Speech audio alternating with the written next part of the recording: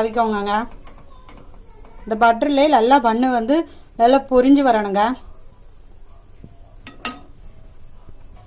இது கூடவே சீனி சேர்த்துக்கலாம்.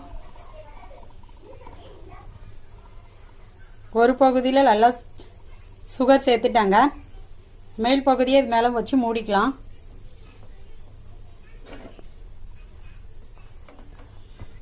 இது மேலேயே கொஞ்சமாக பட்டர் சேர்த்துக்கலாங்க. இது நல்லா குக் ஆகட்டுங்க. இதை அப்படியே லேசாக மாற்றி போடுங்க. பெட்டை கொஞ்சம் கேர்ஃபுல்லாக ஹேண்டில் பண்ணுங்க. அது கொஞ்சம் உடஞ்சிரும். நல்லா குக் ஆகிட்டுங்க. இதை ஒரு பிளேட்டுக்கு மாற்றிடலாம்.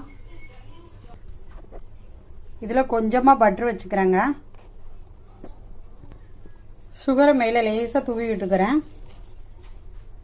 அவ்வளோதாங்க, சூப்பரான பட்டர் பன் ரெடி ஆகிட்டுங்க.